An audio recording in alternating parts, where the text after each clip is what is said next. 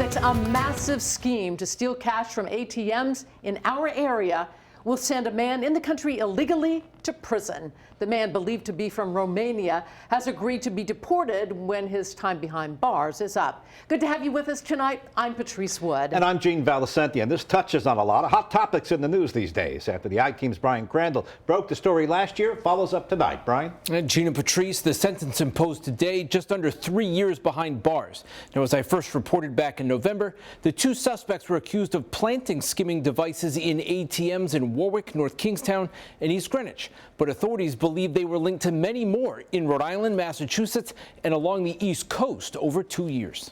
The cameras at ATMs gave us a good look at the suspects, as investigators say video shows them in the act. Authorities accused the two men of planting skimming devices at ATMs to swipe information off customers' cards, then transfer the data to other cards to fraudulently withdraw cash. In all, the suspects stole $16,500 from customers, though prosecutors say they tried to steal much more. More than 950 customers' cards were compromised. The suspects had actually been arrested before, but investigators were not sure of their real names when they were nabbed last year. Today, the man known as Mario DeMarco was sentenced following a plea deal with federal prosecutors. 2 years and 9 months in prison. That was the top end of sentencing guidelines for the crimes, but the low end of the range agreed to in the plea deal. Prosecutors wanted 8 months more. Cameras are not allowed in federal court. DeMarco, whose real name is now believed to be Marius Lupu from Romania, was wearing tan jailhouse garb and leg shackles.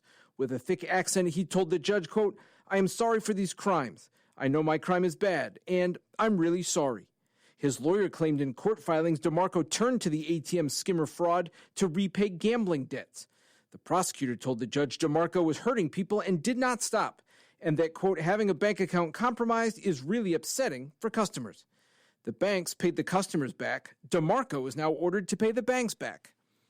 And the other suspect is scheduled to learn his punishment next week after also reaching a plea deal with federal prosecutors.